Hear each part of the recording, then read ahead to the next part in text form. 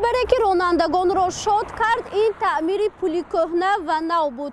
مقامات اجرایی حاکمیت دولتی ولایت سوخت سال روان تصمیم گرفت که پل کهنه را از تعمیر جاری برآورد و پل نو را تعمیری پلی کند.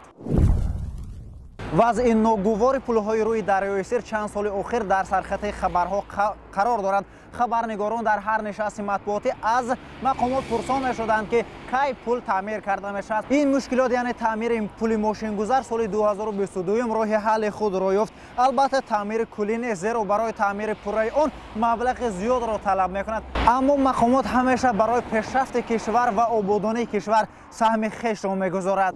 گروهی بیش از 10 نفره برای گذراندن تعمیر جوری پل کهنه شهر خوجند کار را آغاز کردند. تعمیر آن را یعنی پدرچه متخصصان جمعیت دارای مسئولیتش محدود راه وحدت می باشد. فرمایشگر این کار اداره ساختمانی اساسی ولایت سوخت است.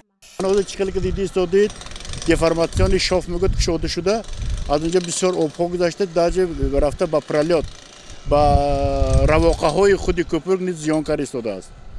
аз ҳамин сабаб аз тарафи бо ташаббуси раиси вилоят мана барои таъмин намудани деформациони шоф ҳамина мана мо корро имрӯз сар кардем. پل کهنه شهر خوجند نزدیک 60 سال اینجانب خدمت می‌رساند و باری هم روی تعمیر ندیده بود. پس از 58 سال به استفاده دادن آن باری اول تعمیر جاری می‌گردد. بنا به تحلیل متخصصان مقامات اجرایی حاکمیت دولتی ولایت سوخت پل به تعمیر جاری احتیاج دارد و به طلبات امروزه جوابگو نیست. 68 тонна водоотводной трубой шуда оя ба уровни на уровни худи ҳамн отметки асфальт бояд бардошта намуда кор ки رو در اینجا آب درباره کوپرک نیستند.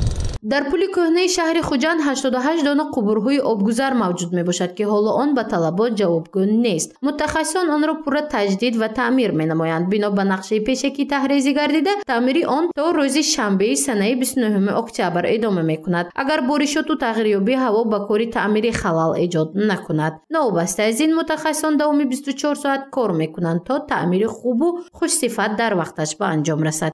новобаста аз кори ки мо ҳозир тамом мекунем се равно баъди 1-2 сол се равно таъмири капиталиро кӯприк талаб мекунад. чаро?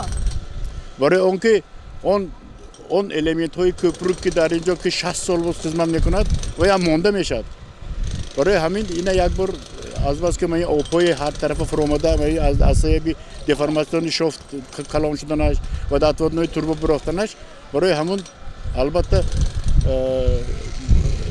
حالت کوپرک حاضر وقت به قناعت بخش اینه که البته این کوپرک باید تعمیر کپیتالی کرده شود. شروع از امروز سنه 29 نوامبر تعمیر کپیتالی ماست جشنی آغاز گردید.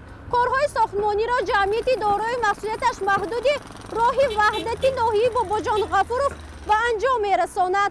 کارهای ساختمانی رسا 4 ماه ادامه خواهد کرد.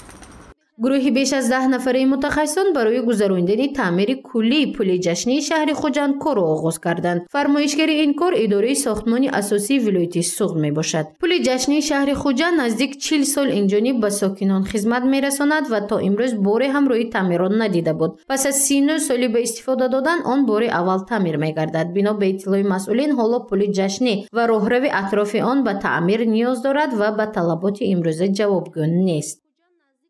برقرارسازی قسمتی راهروی برای پیاده‌گردها هم این مؤثر نو میکنه.